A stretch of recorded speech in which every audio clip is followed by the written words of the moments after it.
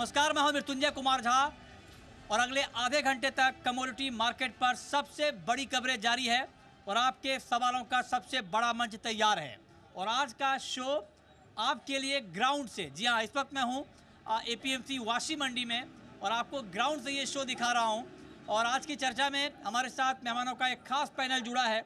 हमारे साथ इस वक्त वाशी एपीएमसी मंडी से जुड़ रहे हैं धनंजय राजगोर स्पाइसेस के। हमारे साथ दिनेश सोमानी साहब हैं प्रो इंटेली ट्रेड के, अमित खरे हैं गंगानगर कमोडिटी के और भाविक पटेल हैं ट्रेड बुल्स के। आप सभी का बहुत बहुत स्वागत है।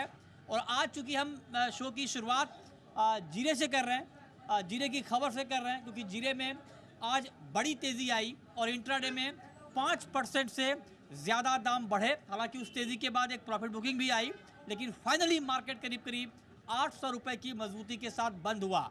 अब जीरे की बात तो रोज़ मैं आपसे करता हूँ स्टूडियो के जरिए, हमारे साथ बहुत सारे एक्सपर्ट होते हैं, लेकिन अभी जो मैं जहाँ पे खड़ा हूँ ये मसालों का मार्केट है। आप मेरे पीछे देख रहे होंगे, ये मसालों का मार्केट है और यहाँ पर बहुत बड़ी मात्रा में जीरे की ट्रेडिंग होती है। और इसीलिए आज हम आपको ग्राउंड से बता रहे हैं कि आखिर जीरे में ये तेज़ी क्यों आई है, जीरे के फंडामेंटल क्या हैं और आगे जीरे में क्या होने वाला है। धनंजय राजगोर जीरे के बड़े व्यापारी हैं, ट्रेडर हैं। इनसे सबसे पहले हम जानते हैं कि आज की ये तेज़ी जो जीरे में आई है वो क्यों आई है, इसके पीछे की वजह क्या है। धनंजय जी बताइए, आज जीरे में तेज़ी क्यों?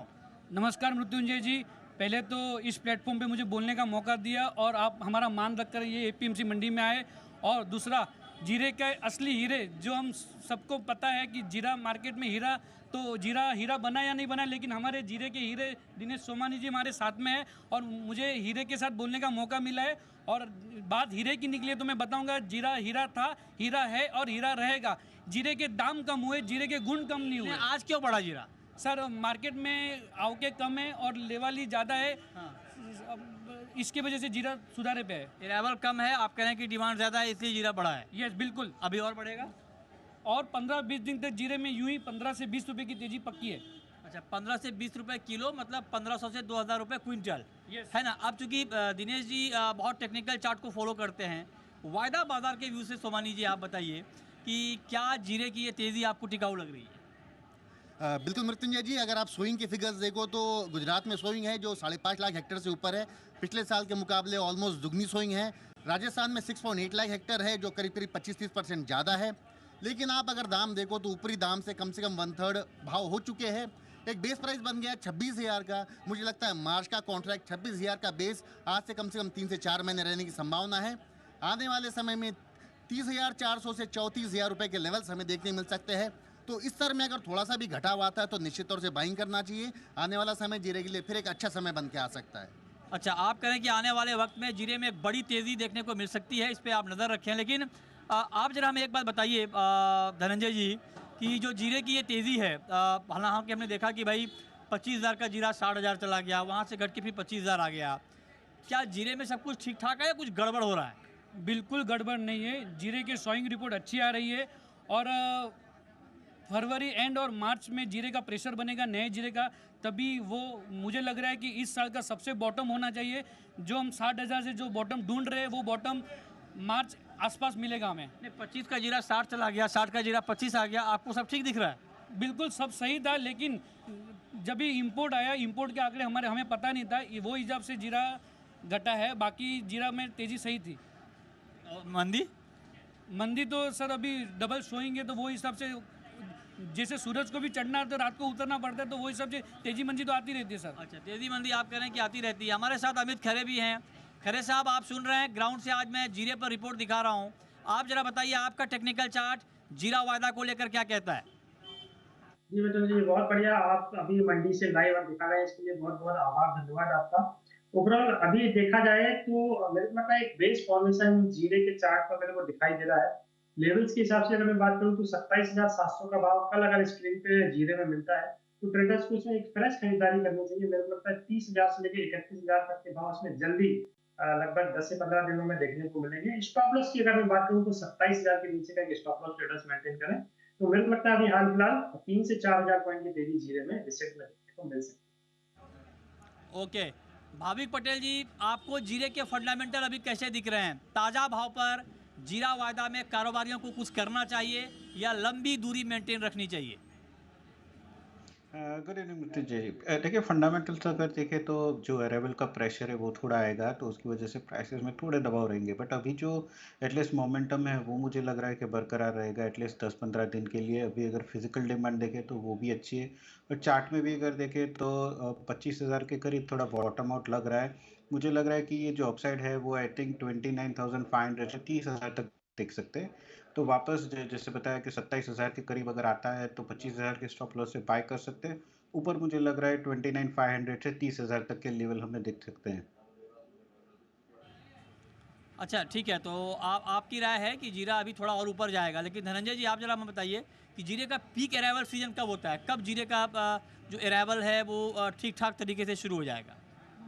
गुजरात का जीरा 15-20 दिन में शुरू हो जाएगा, लेकिन फुल स्पीड में वो मार्च एंड में आएगा, और राजस्थान मार्च एंड और अप्रैल में फुल आएगा। तो जब मार्च और अप्रैल में फिर जीरे का प्राइस क्या होगा? सर मार्च अप्रैल में मुझे लग रहा है कि एक बार बॉटम 23,500 से 24,000 एक बार दिखाएगा, और वो बॉटम पूरे साल का बॉटम होना चाहिए। टॉप क्या रहेगा इस साल का? 35,000 बस बस। 60,000 नहीं? नहीं सर, हर साल दिवाली नहीं होती है दिवाली हर साल होती है। सर। वो तो अभी मोदी जी ने तो दिखा दिया अभी 22 जनवरी को। 2 बार हो जाती है ना दिवाली हाँ। में, तो फिर आप कह रहे हैं कि हर साल नहीं होती है। सर एक बार अभी बात निकली है 22 जनवरी की, तो मैं आपको बताता हूँ, किसान लोग आज भी ये गाना गा रहे हैं कि किसानों के भाव आएंगे आएंगे आएंगे। कौन से किसानों के कौन से भाव आएंगे? 35,000 के आएंगे बस। 35,000 के? बस।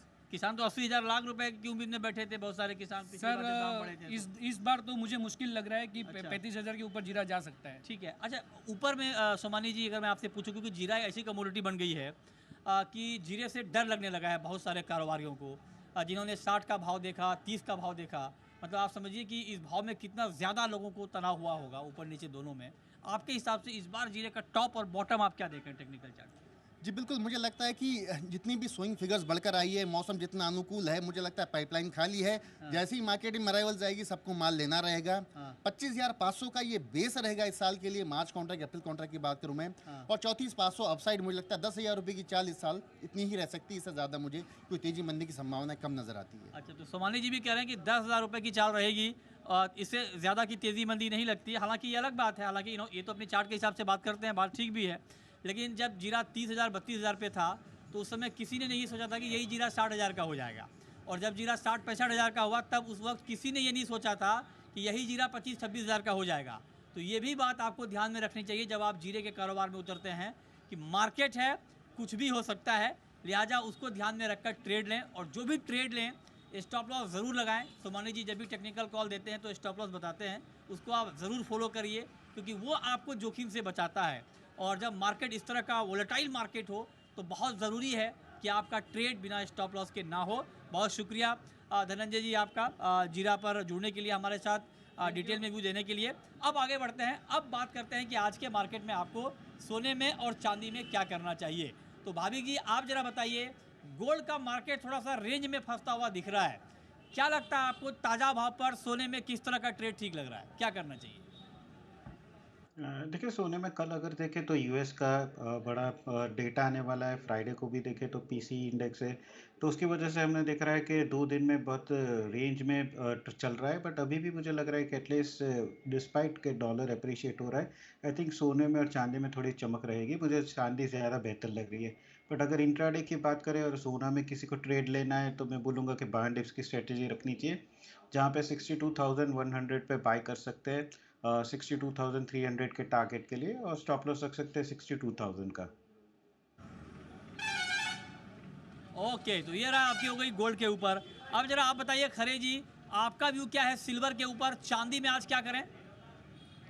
इंट्राडे के लिहाज से अगर देखा जाए तो शाम के सेशन में, इवनिंग सेशन में 71,300 का भाव अगर मार्च वाला चांदी में ट्रेडर्स को मिलता है, वहां पे ट्रेडर्स को एक खरीदारी का ट्रेंड लेके चल रहा है। ओवरऑल मेरे को लगता है करेक्शन जो आना था वो ओवर हो चुका है। स्टॉप लॉस रहेगा 70,600 रुपए के नीचे का, और मेरे को लगता है 73,000 तक के भाव आज या कल तक के ट्रेडिंग सेशन में सिल्वर में देखने को मिल सकते हैं। ओके, तो ये राय हो गई आपकी सोने चांदी पर। लेकिन आज अगले 6 घंटे के लिए बिल्कुल इंट्राडे के पॉइंट ऑफ व्यू से सोमानी जी आप बताएं, सोने में चांदी में एग्जैक्टली ताज़ा भाव पर करंट मार्केट प्राइस पर क्या ट्रेड बनता है? जी बिल्कुल, आज मुझे गोल्ड के मुकाबले सिल्वर में ज़्यादा स्ट्रेंथ नजर आती है। चाइना का भी जो डेटा है वो कहता है कि 50 बेसिस पॉइंट रेट्स कट करने की बात है, तो मुझे लगता है बेस मेटल सिल्वर ज़्यादा स्ट्रांग है। 71,400 71,500 की रेंज में सिल्वर बाय करे, 72,450 का इसमें टारगेट मेंटेन करे और 70,900 का इसमें स्टॉप लॉस मेंटेन करे। शाम के सत्र में सिल्वर में एक बड़ी तेजी देखने मिल सकती है। अच्छा, तो आज शाम के कारोबार में चांदी में एक बड़ी तेज़ी आपको दिख सकती है, ये बात सोमानी जी कह रहे हैं। और लेकिन आप जब ट्रेड लें तो स्टॉप लॉस ज़रूर लगाएं। ये बात हो गई सोने की, चांदी की। अब आगे बढ़ते हैं, अब बात करते हैं कच्चे तेल की। क्रूड का मार्केट भी बहुत एक्शन के मूड में दिख नहीं रहा है और कच्चे तेल में आप देखिए फंडामेंटली मार्केट बहुत स्ट्रांग नहीं था, डिमांड को लेकर चिंता बनी हुई है, सप्लाई के फ्रंट पे कोई बड़ी दिक्कत है नहीं। बीच में कुछ खबरें आई थी, उसका इम्पैक्ट हमने देखा था, लेकिन अब वो नॉर्मल होता हुआ दिख रहा है। अब खबर ये भी आ गई कि लीबिया की जो ऑयल फील्ड है वहाँ पर उत्पादन दोबारा शुरू हो गया है, तो फंडामेंटली ये काउंटर बहुत मजबूत दिख नहीं रहा है। तो ऐसे में भाविक जी, क्या कच्चा तेल अभी दबाव में ही रहेगा? आज के लिए क्या स्ट्रैटेजी क्रूड में होनी चाहिए? जी ज़रूर सर, जैसे आपने बताया कि अगर फंडामेंटल्स देखें तो अभी भी वीक है, क्योंकि लीबिया का है वो प्रोडक्शन रीस्टार्ट हो गया है। यूएस के जो वेल्स जो थे, जो फ्रीज हो गए थे, अभी वो भी थोड़े ठंड कम हो गए, तो उसके भी प्रोडक्शन रीस्टार्ट हो गया। थोड़े जियोपॉलिटिकल कंसर्न था जो ओवरशैडो कर रहे थे वीक फंडामेंटल्स, आई थिंक वो भी अभी टॉप आउट हो चुके हैं। हालांकि रेड सी की जो सिचुएशन अभी भी फ्लूइड है, बट अगर हम देखें तो 6000 से 6300 के जो रेंज है उसी में क्रूड फंसा हुआ है। अभी भी अगर देखें तो अपर एंड ऑफ द रेंज है, तो जब तक आई थिंक 6350 के ऊपर सस्टेन नहीं करता, तब तक मुझे लग रहा है कि यही रेंज में रहेगा। अभी फिलहाल तो देखें तो अपर एंड ऑफ द रेंज है, मुझे लग रहा है कि थोड़ा बहुत आज करेक्शन भी आ सकता है।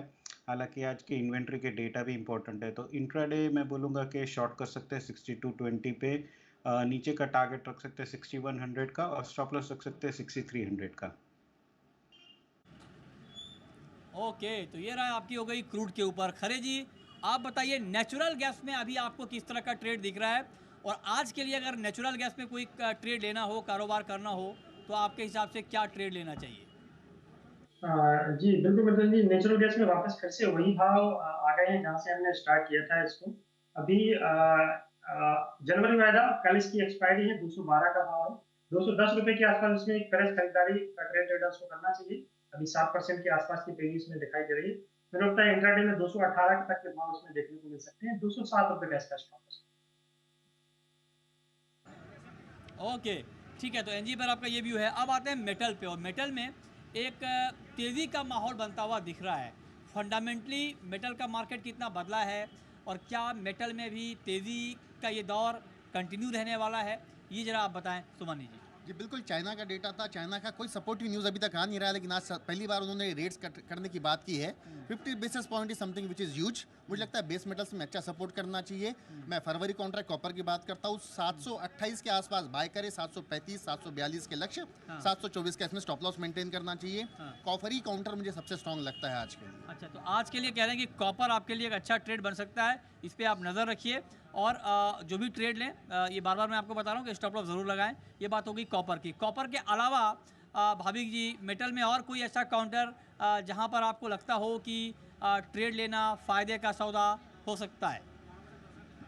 जी ज़रूर सर, देखिए कल हमने एल्यूमीनियम में एक अच्छी वो चाल देखी थी, और उसका रीज़न वो था कि यूरोप जो है वो शायद पॉसिबली सैंक्शन कर सकते हैं जो रशिया से आ रहा है एल्यूमीनियम, तो वो इंपोर्ट यूजुअली पोलैंड और अदर बाल्टिक स्टेट्स करते थे। तो इसकी वजह से आगे जाके भी हम देखेंगे थोड़े एलएमई में जो इन्वेंट्री है वो कम होगी, अगर रशिया से जो एल्यूमीनियम आ रहा है उसके ऊपर यूएस यूरो सैंक्शन करेगा। तो ओवरऑल आज मुझे लग रहा है कि आज के दिन वैसे भी चाइना का जो फ्यूल इंजेक्शन है, जो स्टिमुलस वो लोग जाहिर करने वाले हैं, उससे भी फ़ायदा रहेगा सारे बेस मेटल्स को। तो एल्यूमिनियम में मेरी टॉप पिक रहेगी 203.50 के करीब, 207 का टारगेट रहेगा और 202 का स्टॉप लॉस रहेगा।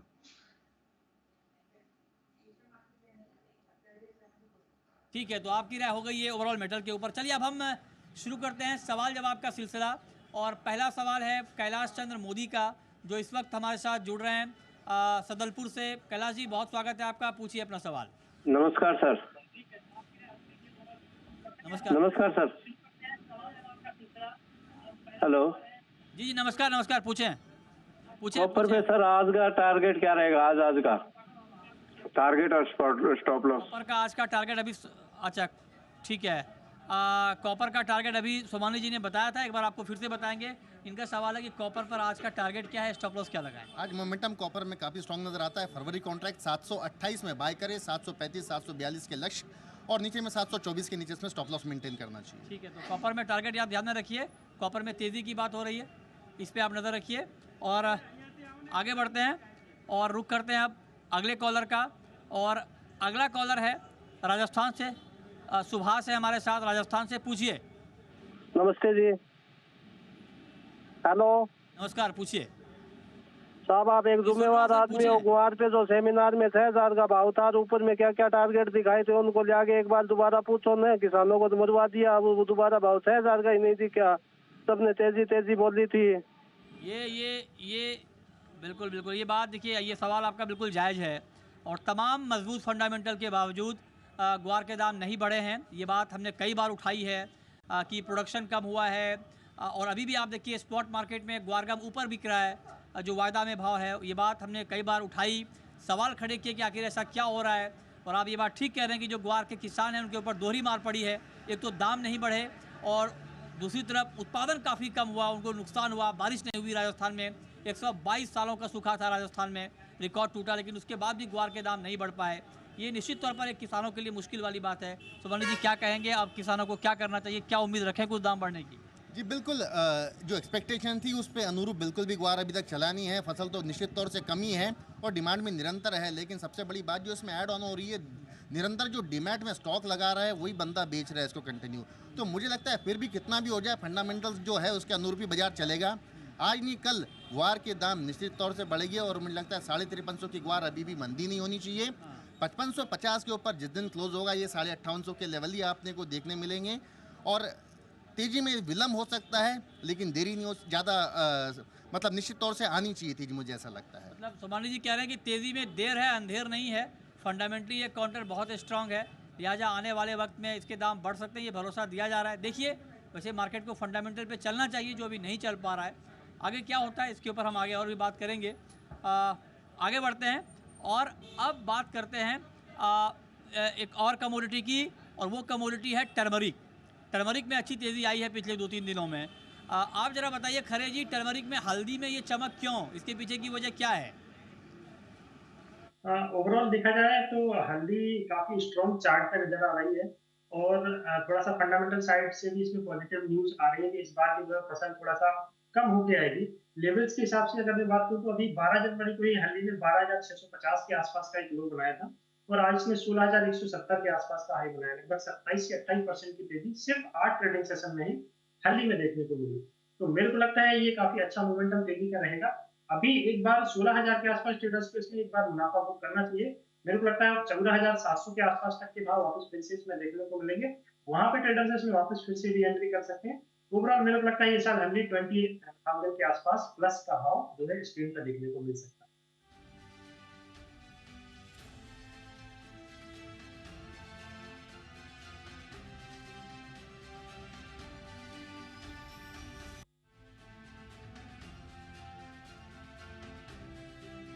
और अब बात करते हैं कुछ और कमोडिटी की और आपको बताते हैं।